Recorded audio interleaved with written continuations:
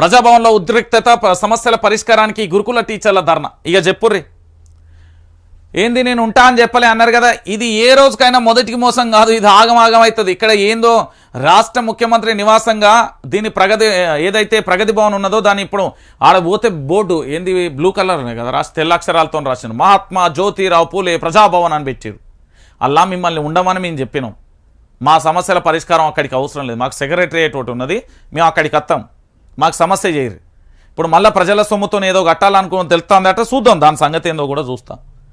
ఏముంది అయిపోయింది, దీనివల్ల ఏం కాదు. మహాత్మా జ్యోతిరావు పూలే అని మహాత్ముడి పేరు పెట్టిలు కానీ దాంట్లో సమస్యల పరిష్కారం అవుతుంది అనేది మూర్ఖత్వపు ఆలోచన.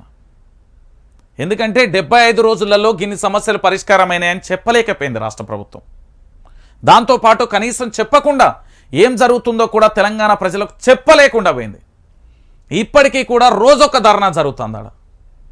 మంగళవారం శుక్రవారం మేము అరే గదే కథ ఎమ్మెల్యే క్యాంప్ కార్యాలయం పెట్టి గజ్జేసిలు, ఆ తర్వాత కలెక్టరేట్ ద్వారా సోమవారం మంగళవారం గ్రీన్ వెల్స్ అనేది ఒకటి ఉంటుంది, ఆడ పరిష్కారం కాదు. ఈరోజు ముచ్చట తెలంగాణ ప్రజలను మళ్ళొక్కసారి మోసం చేస్తున్నారు. కేటీఆర్ హరీష్ ఉన్న బస్సుపై కోడిగుడ్ల దాడి చేసిరట. ఈలో సన్నాసులు ఎందుకు చేస్తారో వాళ్ళకేమన్నా అర్థమవుతుందో లేదో అర్థం కాదు. ఏం చేస్తారు కోడిగుడ్లతో దాడి చేసి ఏం చేస్తారు మీరు?